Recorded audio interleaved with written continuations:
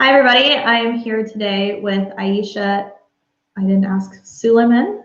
How do I Yeah, pronounce your last name? Is that right? Suleiman. Okay. Suleiman, founder of the Inclusive Culture, and she helps drive diversity, equity, and inclusion in employee networks. But she's also going to share with us today how that translates to the networks that you build and the communities that you build as an entrepreneur. So your team, the community of people that you support, your clients. We're going to talk about diversity and inclusion across the board. And I personally am so excited to have this conversation with her. I know it's an area that I would love to grow in and be as good as I can at, because it's important to make every person feel really seen, heard, and understood and related to how they would like to be related to. So thank you, Aisha, for joining me today. I'm so thankful that you had the time to jump on here with me. Thanks for having me, Morgan. I think this is going to be an interesting discussion. It is. I'm going to turn up your audio for a second. I just realized as we got started, I need to hear you better. Okay. So, how did you get into the work that you do to begin with? Yeah, so I think it started with setting up an employee network at my workplace. And just for folks listening in, so employee networks are also called affinity groups or employee resource groups. And they basically bring together employees with shared characteristics. So usually around things like race, gender, even non-visible characteristics. So things like disability sometimes, and also if you're a parent. So there are employee networks set up for people who have children. And what they try to do is advocate on behalf of people from the groups, and also, bring awareness to some of the challenges, educate colleagues on all of these different topics, and I guess overall raise awareness of diversity, equity, and inclusion. So set that up a couple of years ago, so back in 2017. So I helped to set up the Black Employee Network at my workplace. And yeah, been running that for a couple of years now, and it's essentially a fully formed organization, leading a team of five, and we focus on different things. So things like how are we making sure that young people from Black and ethnic minority backgrounds are connected with employment opportunities with the company. Things like making sure how are employees, developing professionally, and also, how are we getting and building this sense of community where we can get together and talk about, yeah, some serious topics. I'm not that familiar with the corporate world. I'm going to be super transparent. I'm actually not at all really familiar. So help me understand like how the employee network then relates to the greater community as a whole and kind of integrates. Mhm. Yeah, absolutely. So through things like the events, for example, so we organize different events. So we partner with other affinity groups like a LGBT network, for example, or we put on events for Pride. International Women's Day is coming up, so we put on events for International Women's Day, and then colleagues get together and have conversations, attend events, network, mix together. When we were all in person, we'd have drinks, food, and everyone would get together and meet each other and just listening to some of the speakers. Now we do it all virtually. Okay. So that's one way, but also through things like, when people join newly to the company, they'll be made aware of these networks, and they'll usually reach out and say, "Hey, I found this network. I'd love to get involved. What are you guys up to?" And then we sort of plug them into any events that we have going on. Okay. So I'm going to sound like I don't know, a complete beginner here, but to me, like it seems a little bit like an oxymoron that we're talking about diversity and inclusion, and then it's also we're celebrating like one thing. So how do those two tie together? Yeah, I think perhaps it'd be helpful. So for me, when I say diversity, that's about representation, right? So if we take Mhm. it, let's take it to the business context. So if I'm a business owner, what does my team look like, right? So looking at it from the visible stuff. So things like, do I have a good balance in terms of gender? Do I Mhm. have a good balance in terms of race and ethnicity? But then also it's things like diversity of thought. So have I just hired a bunch of people who think exactly like me, right? Because I always like to make the distinction: values are different from, things like personality type. Because you can share Yes. values with your team members, which is great and would be actually good for your business, right? Because you want to make sure you're all on the same page. But you want to avoid just hiring people that think exactly like you, because if everyone thinks like you, how do you innovate? How do you come up with those big, bright, bold ideas that are going to help you move your business forward? So there's that diversity of thought as well. And then the other piece is things like introversion and extroversion, right? So do you just have a team of extroverts? Do you just have a team of introverts? Have you managed to mix it up? Because even that's really important, because people think differently, and people respond, in the workplace differently. So I would say that's the diversity piece. I see. Thank you so much for clarifying that. And it makes so much sense. Even when you're looking at hiring a team member, you don't want to hire someone that's a carbon copy of you. You want someone that has different strengths or different characteristics. So I love that you broke that down for us a little bit more. It definitely makes it clear for me. Can we dive into that inclusion piece a little bit? Can you break down what inclusion means for us in the same way? Yeah, and then I would say inclusion is more about belonging, and all of those different parts of people that I've just mentioned. Are you accepting Mhm. of that? And do you make people feel like they can actually bring their whole selves to work, right? Because when you have people, juggling, these multiple identities and trying to be someone that they're not, the brain power that they're spending doing all of that, that's brain power that they could be using on your business and helping you move forward.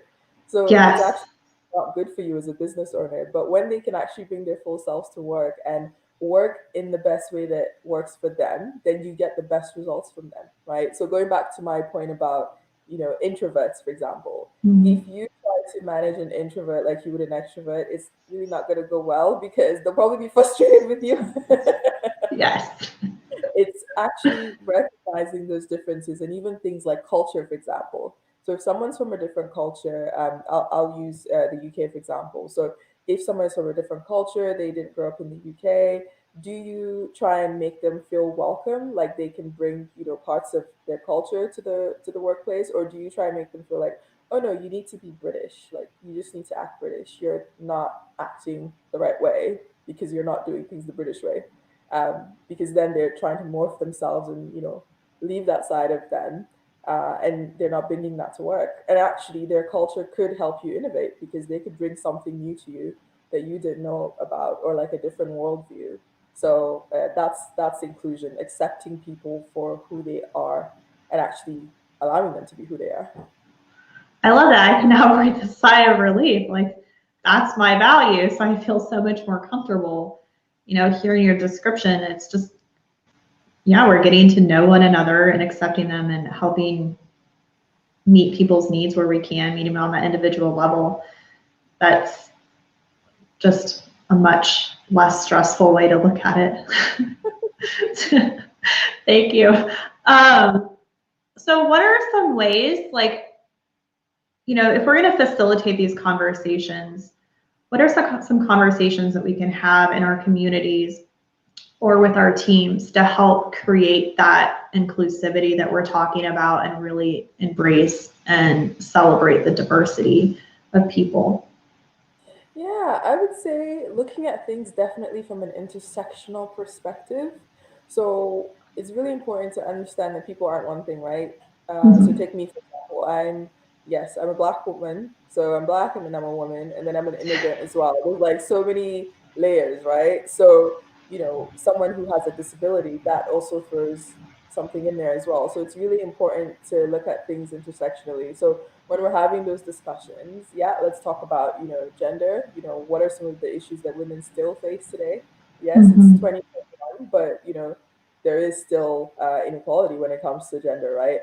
When Yeah. it comes to things like race, what are we doing to make sure that as a business we are anti-racist? So it's not enough to just be like, okay, we're not racist. You have to ask yourself, okay, are we unintentionally being racist or ableist, or are we unintentionally excluding people who have a disability, right? I read this book once, and it was called "Why Are You Pretending to Be Normal?" and it changed my whole worldview on what it's like to have a disability, and it made me realize the whole world at the moment is actually set up to like disadvantage people with disabilities, right? So Yeah. it's looking at things from all of those different perspectives, because it's not enough to just focus on one thing. You have to recognize that people are so many different things. So when you're educating yourself and you're looking at, okay, what am I reading? Making sure that there's like that diversity in terms of the reading, or whether it's movies, whether it's podcasts, because some people don't like to read. I mean, these days I like to give my eyes a rest, if I'm honest.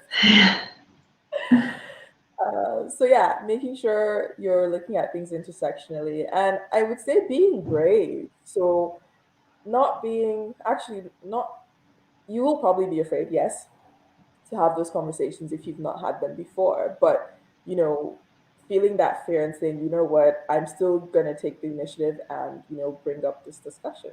So, in Mhm. terms of business, if you notice, say, for example, with your videos, you're not putting captions. So, that could put people with a disability at a disadvantage. Having the courage to actually speak up and say, hey, why aren't we, putting captions in our videos?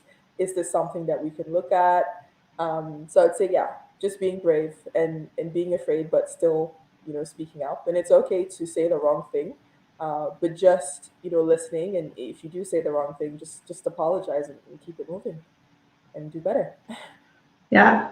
And I think, I mean, for me, what comes to mind, like right now, just for everybody watching, when it goes to YouTube, it does go to captions. And I think sometimes it's important that we learn to give each other grace. Like, not everyone is doing anything intentionally, is, what I've learned on because I have like chronic illnesses, which puts me in the category of not being as able as other people. And it's taken a lot of patience and grace. And that's what I've told myself over and over, they may just not know. So it's not intentional. Like in this case, I full transparent, I have no idea how to put captions on the software right now with StreamYard. It's something that was on my mind, but like, I think, the way that you approach things is so important. If someone reached out to me and they sent an email and they're like, hey, I really would have loved to have been able to participate, but I didn't, it would motivate me to figure out the how, right? Because it's not that people are unwilling oftentimes, but just sometimes with the thousands of things we all have on our plate every day, we do need someone to bring it to our attention so that we allocate the resources, the time, the energy, whatever it is, to making that shift. And without that person letting us know, we would keep making the same innocent mistake.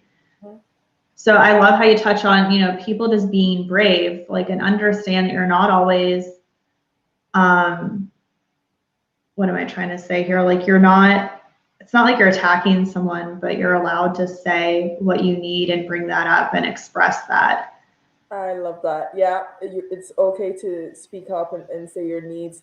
But I also think there's something to be said for almost like building your, DEI muscle or intersectionality muscle. So you remember Okay, break down DR. What's that mean? So DEI, so diversity, equity, inclusion. Oh, okay, DEI. Okay.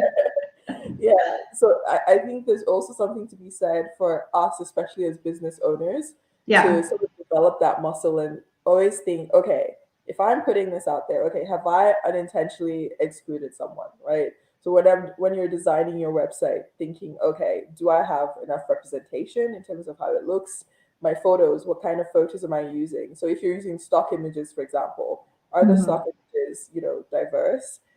Things like videos, do I have captions, is my site accessible? So I think as business owners, it's also down to us to try and like flex that muscle and build it, so that way the more you do it, it almost like becomes a habit and you're like, oh, Right. actually I need to think of this. Yeah. What are some other things, like, as business owners, that you can think of that are important to focus on? You mentioned, having a diversity in your stock images, accessibility. We've got captions. you know, the website. I'm not sure. I know that you can use alt text to read images. So beyond like captions and making sure you have your alt text filled out in the images so that people that use the voice devices can read them. How else do you focus on making your website inclusive? So WordPress has some plugins. There's one, I can't remember the name of the plugin, but basically it helps you make your site accessible. So you can actually download it as a plugin and then put it onto your website.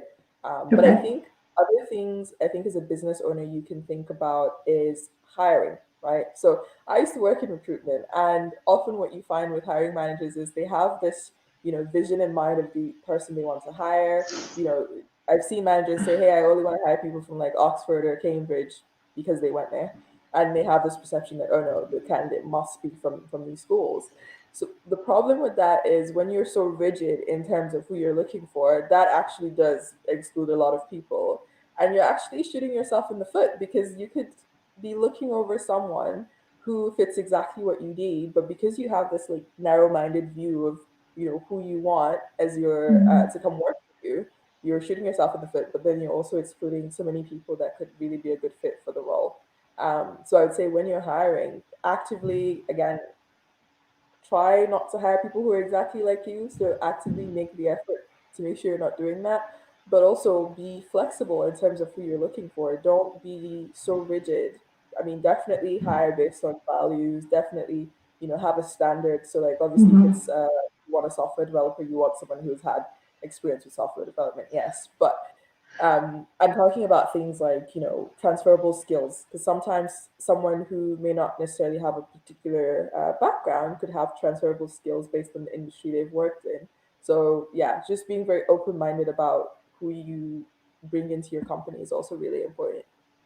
I love that. So we're looking at, just focusing on the values, overall skill sets, but even in the skill sets, you know, those translatable skills. So not like, I don't know why it's coming to mind, but like if you worked in marketing for a car manufacturer, marketing is your transferable skill and you can work, I don't know, Maybe in sales. sales. There you go. Thank you. Yeah, Absolutely. that's so helpful. How does like niching down relate to this? Because we're typically trying to solve a problem unless we're like a large global organization that does really serve a lot of different kinds of people. How can we niche down and also be focused on diversity and inclusion? Mhm, mhm. I would say when you're building your customer avatars, they call it ideal customer avatar. So this is where Mhm. you basically create this person who's like your ideal customer, right? Um, don't create a profile of someone based on, let's say, their race or I mean, if it's a like a woman focused brand, yes, you definitely need to focus on gender because yeah, that's your business, right? But but if you're creating these customer avatars, maybe you can create different ones. So like one, is an Asian woman, one is a white woman, one is a black woman, and maybe focus less on what they look like physically and think more about who they are as a Mhm. person and their values, right? So when we think of, let's say, wellness, for example, you could have, black women, white women, Asian women who are into wellness, right? And actually, your customer avatar should be based on, what are her habits? What does she do when she wakes up in the morning? Where does she shop? What kind of websites does she frequent? So actually, based on that, you're not actually thinking about what she looks like. You're just thinking about, who she is as a person and her behaviors. Unless, of course, it's a Yeah. beauty brand, and obviously you need to cater for different skin shades. But Right. Yeah. That the imagery would be very important in that kind of yeah, sector for sure. yeah. Um, so I mean, going back to the same, like when we're thinking about products and services, I think that's a great segue. We cover like if we're more service based, how we're going to focus. And now like, let's just take that beauty example and being product based. Like, how do you include that focus on inclusivity for product based businesses? Yeah, so get feedback. This is where getting feedback comes into play, right? Try and get feedback from different types of people. You should be doing that with your products in general anyway, but getting that feedback from different types of people would really help. So, say for example, I was going to, test out, I don't know, new foundation.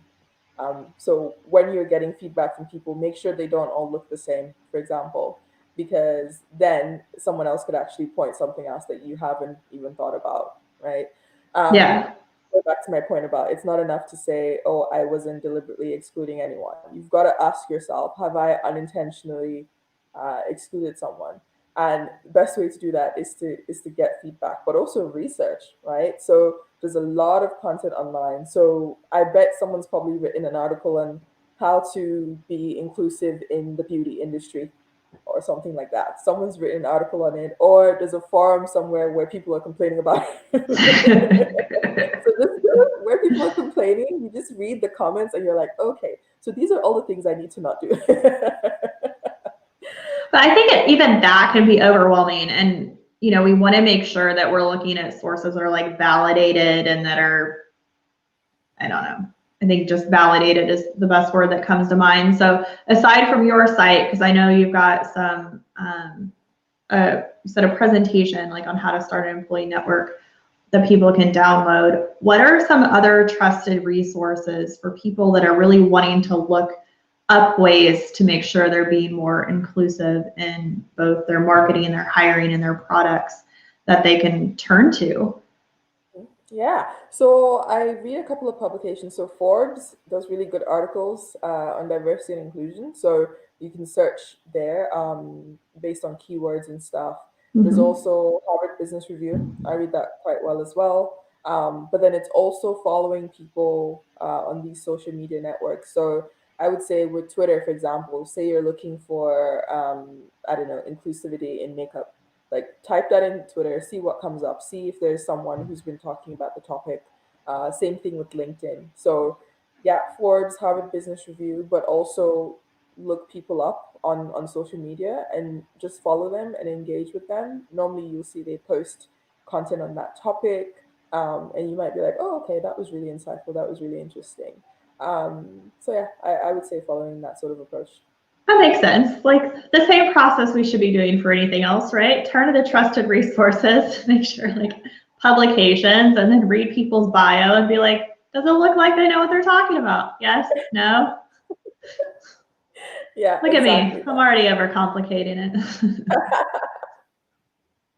Yeah, but it's exactly that. It's just taking the time to just do a bit of Googling and, following people and seeing what they're posting about, what they're sharing.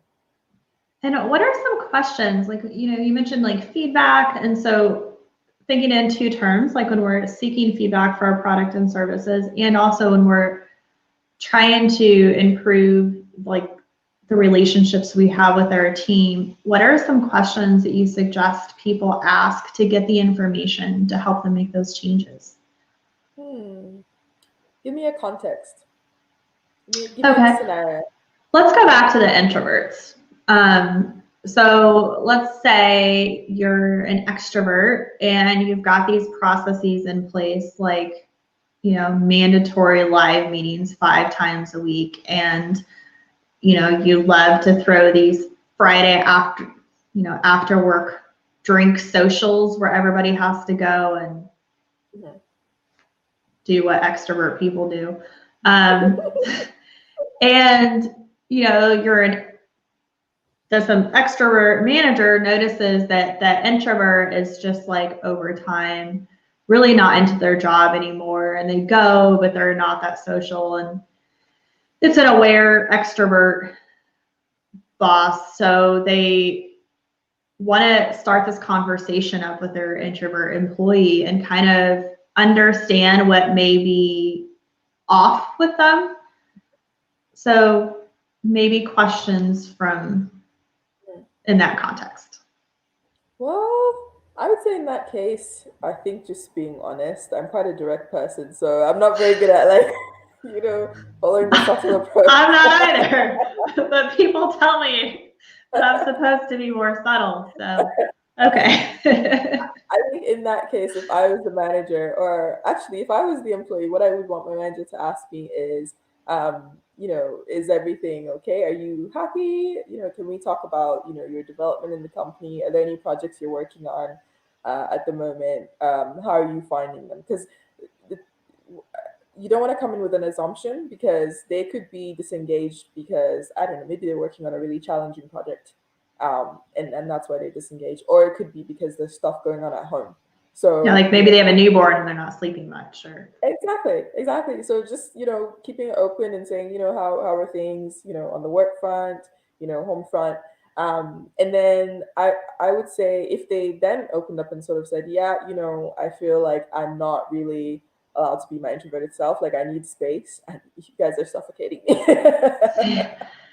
Then it would be understanding what they need, and sort of saying, hey, I want you to feel like you're part of the team, but I also do appreciate that perhaps you don't want to be going out, let's say, 5 times a week. So what would work best for you? Can you come out with us maybe once a month? Or is there something else that you prefer? Because maybe it could be the activity, because sometimes, like, people don't just want to go out, like, let's say, for drinks, because usually when people think of like team stuff, it's like, oh, let's go for drinks, and it's like, not everybody wants to go for drinks. Maybe people want to go bowling, or like do some kind of fun, team building exercise. So it's also asking those questions. So, like, what type of activity would you want to do with the team? Um, so yeah, I would approach it that way. Don't have assumptions around why they're disengaged, and then if you just ask them what they need. So going back to, I think we were talking about this earlier, asking people what they need and relating to them on an individual basis, rather than, just assuming what they want. yeah, I love it. And like, I mean, I'm just thinking of my personal relationship, like fiance, like compromise is a big thing, right? When you have two different personalities, it's the same you have to do in your relationships at home or with family, is like figure out how you can meet the end goal and switch up the process so everybody's happy. What are some ways that you recommend that, like, kind of to role play out from the employee perspective? Because I know people can feel really uncomfortable trying to share what they need and explain what's going on, and especially when you have that kind of power dynamic between, your boss and you, like, you're afraid a lot to say what's really going on because you don't want to lose your position. So how do you suggest, our introvert in this case approach sharing what they need and what they would like to see differently? Yeah, I would say they can ask for more time. So say the manager says, oh, I would love to know, like, how, you can be more involved with the team if you don't want to come out for drinks 5 times a week, for example. They can say, I can you give me some time to think about that? Because then they can go away and actually reflect and think, actually, what would work for me, and what would work for me in the context of the team as well, because then they can come up with a completely different solution. And the manager could actually even like it. Maybe other team members would like it, because, hey, maybe some of the extroverts don't want to be going out for drinks all the time. Yeah. Maybe they want to go bowling too. Exactly. So you can ask for more time. So give yourself more time. But then that's also down to the manager to build that trust, because if the employee was feeling like, I guess, worried about, feeling safe and being able to say that, then I would ask, has the manager made efforts to actually make the person feel comfortable enough to say what they really feel and what they really need. But I would say you can always ask for more time. Just say, I want to reflect on that. Let me have a think about that. You can write it. I love to write things down, because it's almost like a brain dump. You write, and then you come up with a coherent answer. You write like 10 pages, and then you're like, okay, I have 3 lines. This is Same. Yeah. Yeah.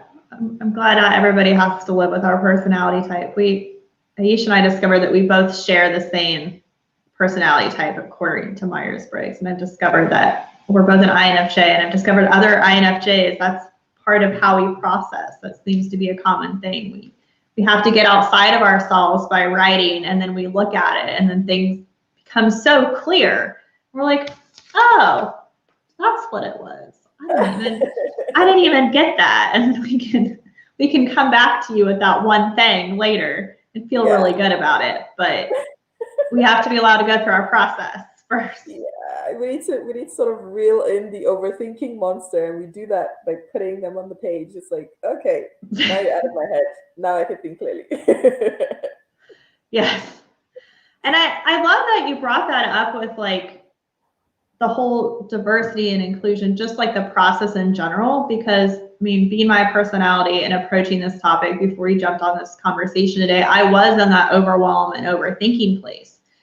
And you've simplified it so well. And I think like just taking that process you talk about, like taking it outside of yourself and be like, okay, like, do I have variety essentially?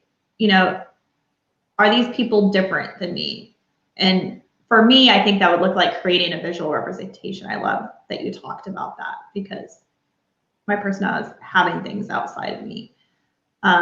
So it sounds like whichever way we process, we should kind of create a habit to support us around making sure that we're not just focused on one thing and implementing what you've talked about. I can't think of what that would look like for someone else right now because I can only relate from my highly visual pattern-seeking brain. But I love how you share that with us today. And I know personally, I feel so much more peace knowing that just with what you've shared, I have one new habit to lean into to help guide the process. Yeah, I love how you've put it in terms of finding, a habit that works for you to support the behavior. Because it's like weight loss, right? If you wanted to lose weight, just because a method worked for you, that doesn't mean that it would work for me. It's all about what is the end result? What am I trying to achieve? I want to become more inclusive as a business owner. And then it's like, okay, let me go do the research and find and try different things that are going to work. But it's all about, you can change the process, but you still keep your eye on the ball, the end goal. Yeah. Are there some other books? I don't remember the name you mentioned earlier, but you mentioned one really great title that was really helpful to you in your journey to create employee networks. Are there some other books you would recommend for business owners that want to, progress on this journey and grow in this area? So, in UK context, one book that's really good, it's not necessarily focused on business owners. It's called Why I'm No Longer Talking to White People About Race. So, that actually breaks down racism in the UK because here our problem is often people are like, oh no, that's just an American thing. And it's like, no, you have problems here too. So I would say look on Amazon because usually they have like anti-racism book recommendations. And it's really important to understand the historical context because always start there because if you can understand the past, then you can kind of be like, aha, okay, so this is why things are like this today because all of this stuff happened back then. And this is how history is like impacting the power structures and the dynamics that we see today. So I would always say start with the past and understanding what's went on and how that impacts today because then that would just sort of make you go, oh. Got it. Give you the framework that then you can jump off of. Brilliant. Well, let me put up your website for everybody to look at. And if you're listening to the podcast later, we'll have this in the show notes. But on your site, theinclusiveculture.com, I know you have this resource. Can you tell people a little bit more about what they can learn from that resource? Yeah, so this is a presentation that I've done on setting up an employee network. And I would say in the context of, I guess, owning a business, it may not necessarily be like a big employee network like you see in the large corporates. What you could do is you could have a council. So you can call it like a diversity council, for example. And it could be a group of your employees and maybe you meet on a monthly basis or weekly basis or however, often you want to meet. And you just talk about, okay, what are we doing in terms of diversity, equity, and inclusion? What have we done to move things forward? What are some of our goals as an organization? And then you can really just hold yourselves accountable. So the presentation talks about how to set up an employee network. It was more in the large business context, but in the context of a smaller business, then think of it as the employee network is almost like a diversity council.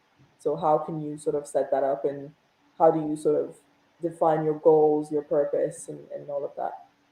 I love that. I think that's a brilliant idea. I mean, truly, like we schedule time for everything else on our calendar. Why not have a meeting specifically, you know, to address it? Because we know with everything else, if we don't take the time to do it, it just doesn't get done. Facts. So I love that. It's so simple, but so powerful. And yeah, thank you. I know I'm going to be doing that moving forward for sure. So, well, I so appreciate your time today. Is there anything else you want to share before we part ways?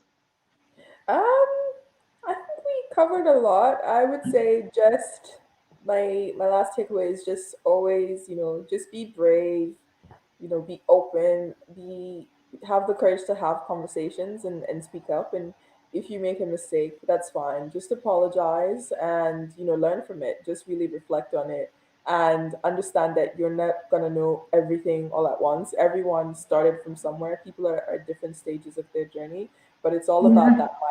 that mindset of being open and thinking, I have a lot to learn. I'm here to listen and I want to do better and I will do better. Love it. I think that's something we can all latch onto and grow with, you know, and give ourselves permission to just be where we're at and show up for that place and keep learning and growing. So I love it. Well, thank you so much for joining me today, Aisha. I really appreciate your time. I know you come from, you know, a really, my words are failing me, but I don't, you're award winning. So I know that you're an expert in what you do, and the information that you've shared with us today is something that I would take to heart because you focused on excellence. So I really appreciate you sharing what you've learned so far with us today. Thank you, and thank you for having me. I think it's really good that you're creating this space and enriching other wellness entrepreneurs as well. So well done to you. Thank you so much. And you know, jump onto Aisha's site, theinclusiveculture.com, and you can connect with her and follow her on LinkedIn and Instagram as well.